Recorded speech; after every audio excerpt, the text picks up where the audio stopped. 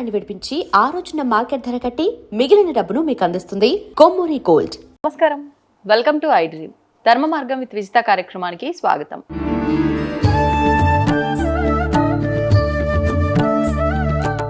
నమస్కారం అమ్మా.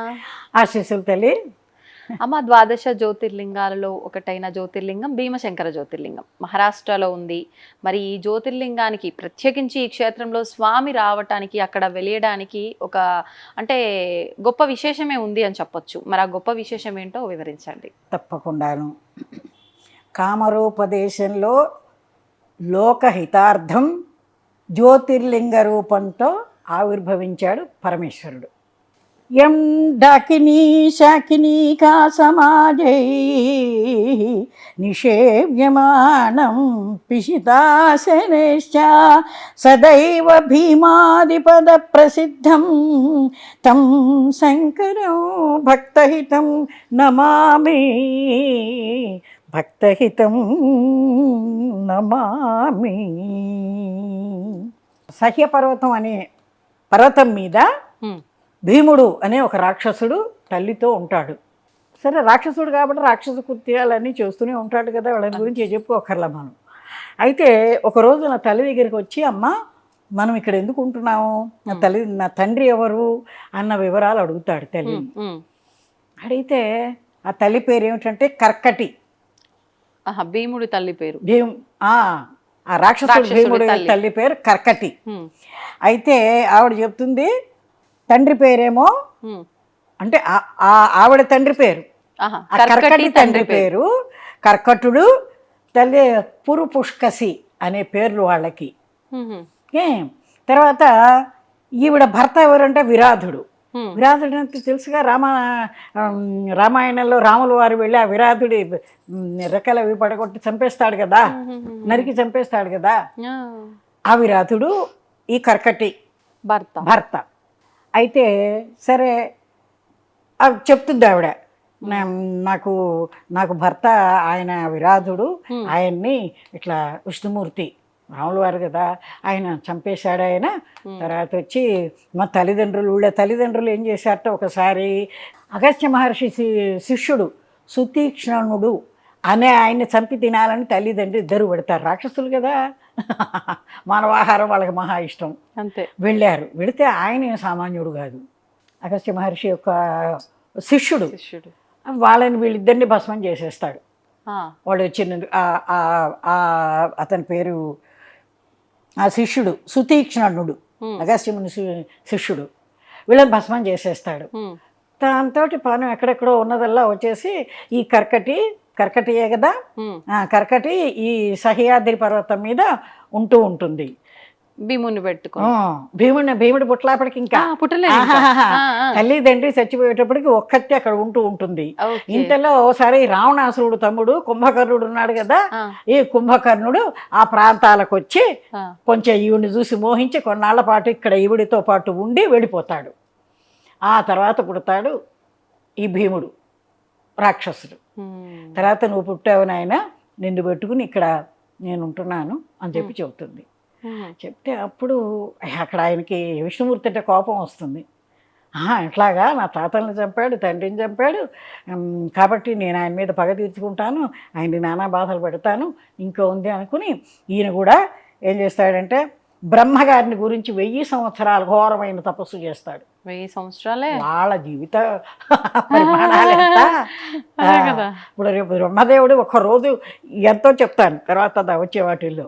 అట్లాగే ఆ రోజులు ఆయుష్ ప్రమాణాలు అంత ఉండేవి. మరి 1000 సంవత్సరాలు తపస్సు చేస్తే బ్రహ్మదేవుడు ప్రత్యక్షం అవుతాడు. ఆయన వరాలు ఇవ్వటం, వీళ్ళెవరో వెళ్ళి వాళ్ళని కాపాడటం, ఉన్న కథలే కదా.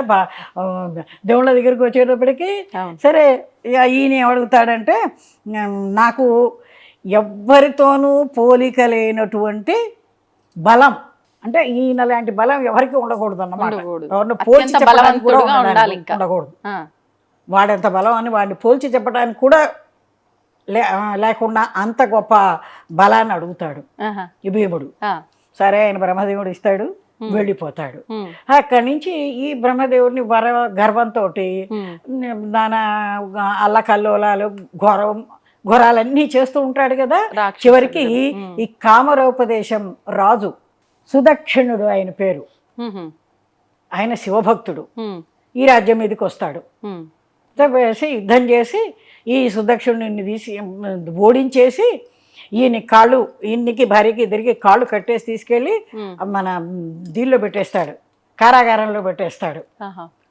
పెట్టేస్తే ఈ సుదక్షిణుడు శివభక్తుడు కదా, ఇప్పుడు కాళ్ళు కట్టేశారు, కూర్చున్నాడు పాపం. ఇట్లాగే పార్థివలింగాన్ని దాన్ని తయారు చేసుకుని ఎక్కడ ఆయన్ని ధ్యానం చేసుకుంటూ కూర్చున్నాడు ఆయన. స్నానం ఎట్లాగంటే మానసికంగా గంగాదేవిని ప్రార్థించుకుని, ఆ మానసిక స్నానం, జైల్లో ఉన్నవాడు స్నానం అది ఎట్లా చేస్తాడు, అందుకే అదే ఆ గంగాదేవిని ప్రార్థన చేసుకుని మానసిక స్నానం చేసి ఆ భగవంతుడి పార్థివలింగాన్ని పూజ చేస్తూ ఉంటాడు. అటు భార్య కూడా భక్తితో శివుణ్ణి ప్రార్థన చేస్తూ ఉంటుంది. అక్కడ ఉంటారు వాళ్ళు. ఇక వీడు ఏం చేస్తాడు, అందరి దగ్గరికి వెళ్ళి హిరణ్యకశిపుడు గనక మీరు నాకే పూజలు చేయండి, నా పేరే చెప్పండి అంటూ మీ ఆ పూజ ఫలితాన్నంతా నాకే సమర్పించండి అని చెప్పి చెప్తాడు కదా. అట్లాగే చెప్తాడు వీడు కూడా. అని చెప్పేటప్పటికి పాపం ఈ దేవతలు ఋషులు అందరూ కలిసి మళ్ళీ ఆ బ్రహ్మ దగ్గర పెడితే వాళ్ళు సరే నేను వరాలు ఇచ్చారు కానీ మళ్ళీ తిరిగి నేనేం చేయగలను అన్నట్టుగా ఆయన వాళ్ళందరినీ వేసుకుని పరమశివుడి దగ్గరికి పెడితే అప్పుడు ఆయన ఏం చెప్తాడంటే, ఆ సుదక్షిణుడు నాకు భక్తుడు, దానిలో కూర్చుని అట్లాగే చక్కగా భక్తిగా భావంతో నన్ను ఆరాధిస్తూ ఉండమని చెప్పు, నేను వచ్చి కాపాడుతాను అని చెప్పి ఐసా ఇట్లా చెప్పమని చెబుతాడు. ఎవరు ఈ ఋషులకి వాళ్ళకిను. వాళ్ళందరూ సుదక్షిణుడి దగ్గరికి వచ్చేసేసి పరమేశ్వరుడు ఇట్లా చెప్పాడు, మిమ్మల్ని అది మానకుండా ఇంకా కొంచెం భక్తి ప్రపత్తులతో ఎక్కువగా చేయమని చెప్పాడు, ఆయన వచ్చి కాపాడతారట స్వామి అని చెప్పేసి వాళ్ళు వెళ్ళిపోతారు. సరే ఈయన పూజలు చేస్తూ ఉంటే ఈ రాక్షసుల భటులు ఉంటారు కదా, వాళ్ళు చూస్తారు.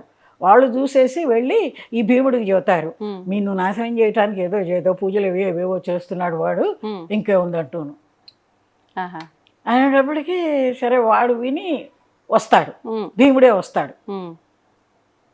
భీముడు వచ్చేసేసి ఏం చేస్తున్నావు అంటాడు. నన్ను కాపాడమని భగవంతుని ప్రార్థన చేస్తున్నాను అంటాడు ఈ రాజు. అనేటప్పటికీ శివుణ్ణి అదే శివార్చన చేస్తున్నానని చెప్తాడు కదా. ఆ శివుణ్ణి నానామా దుర్భాషలు మాట్లాడి కత్తి తీసుకుని దాని మీద ఆ లింగం మీద కొట్టబోతాడు. ఆ పార్థివ లింగం ఉన్నది కదా, పూజ చేస్తుంటాడు కదా, దాని మీద కొట్టబోయేటప్పటికి అసలు దానికి తగలకుండానే కత్తి కాస్త విరిగిపోతుంది. విరిగిపోయేటప్పటికి మళ్ళీ ఇంకా ఏదో ఆయుధాలతో చేస్తాడు. కానీ అందులో నుంచి బ్రహ్మాండమైన ఉగ్ర రూపంతో ఈ పరమశివుడు పైకి వచ్చేస్తాడు. ఆ పార్థివలింగంలో నుంచి వచ్చేసేసి నేను భీమశంకరుణ్ణి వచ్చాను అని చెప్పి వాడితోటి రకరకాలుగా యుద్ధం బాగా జరుగుతుంది. ఆ యుద్ధంలో వాళ్ళని చంపేసేస్తాడు.